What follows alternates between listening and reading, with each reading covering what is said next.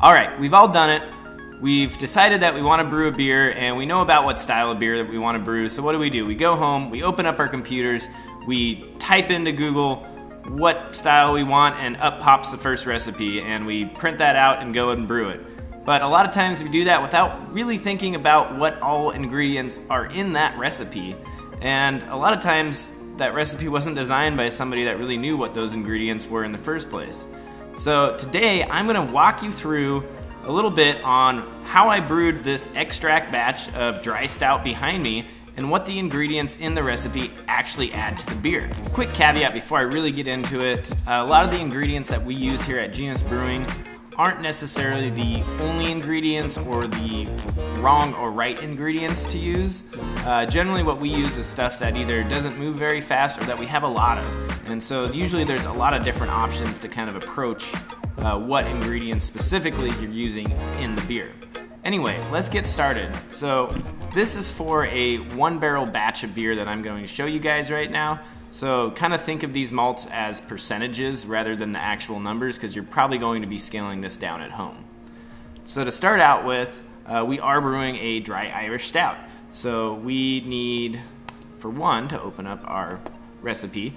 So we're going to need some fermentables. So what I used in this recipe is I have about 23% of a dark dry malt extract, about 10% of an amber malt extract, about 35% of a Pilsen malt extract, and then I also have some corn sugar in here, or some dextrose, and that's at about 14%.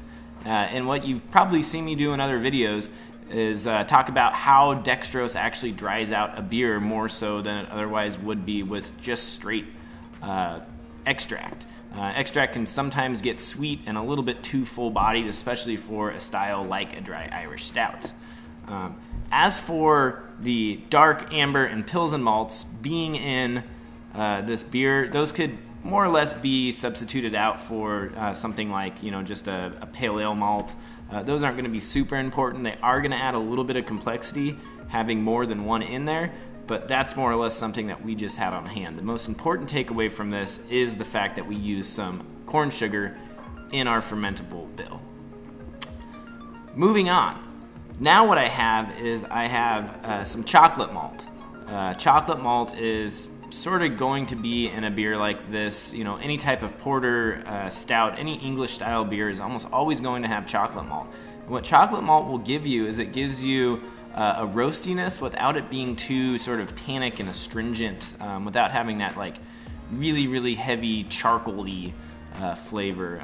Chocolate malt comes across as being sort of like more cocoa than I guess I would say, something like a milk chocolate would be. It would be like if you were to eat sort of a cocoa powder, and I think that's where the name really comes from. So I do have a fair amount of chocolate malt in this beer.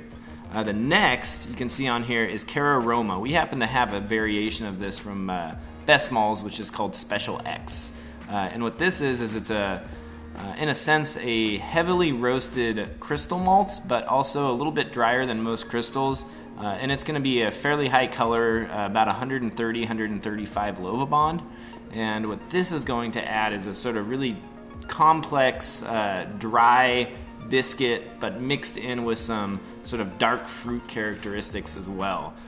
We actually have done beers that have been just a little bit of that with a pure base malt to make phenomenal amber ales here with that. And then last on our specialty grains here is going to be Black Patent.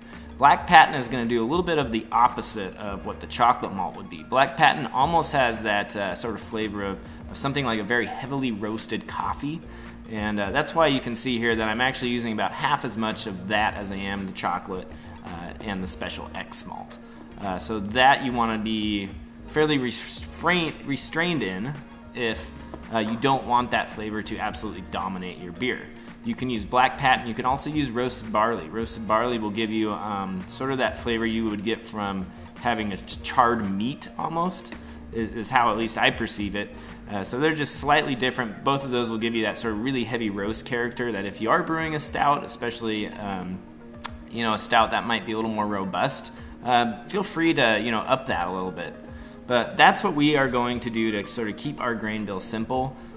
If you want to go more on the porter side, usually those will have some caramel malts in there to sort of up that sweetness and counterbalance the dryness that actually the black patent and even a little bit of that chocolate will give the beer.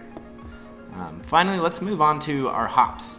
Hops are actually going to be the least important ingredient in this style of beer, mostly because they're sort of playing a background role rather than up front, which is where you leave those kind of specialty grains to give those upfront flavors. So realistically, any English style hop is going to be appropriate. I happen to have some Pilgrim sitting around, and so I use that primarily for the hop. So it is an English style hop, and then we also had a little bit of Fuggles.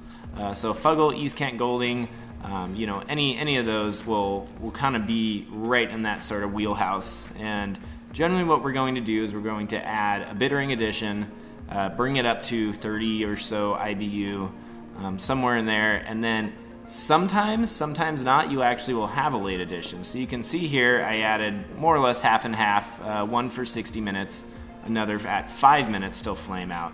So somewhere in that 5 to 10 minute mark is what I would recommend for this style to use as a sort of flavoring addition towards the end. But you can see here that I'm really not getting too crazy in that flame out addition because, like I said, the hops are just a supporting role in this beer. It's not a hop forward beer whatsoever. And then last but certainly not least is a yeast strain, actually. And the Dry Irish Ale from Yeast 1084, that strain in particular is a fairly neutral strain, but develops just a very slight ester profile, which can complement this beer, especially because you want a little bit of those coming through on top of the roast. Those will balance that roast out if you think of it that way.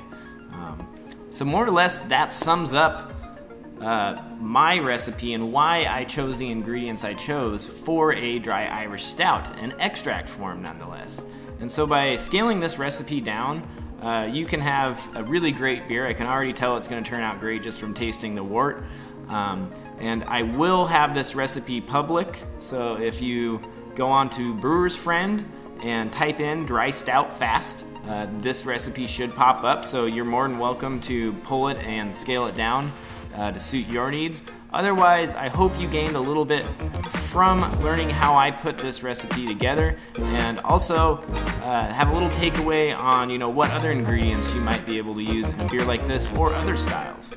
So until next time, if you haven't subscribed already, hit the subscribe button. I hope that was short and sweet, and we'll see you next time on Genus Brewing.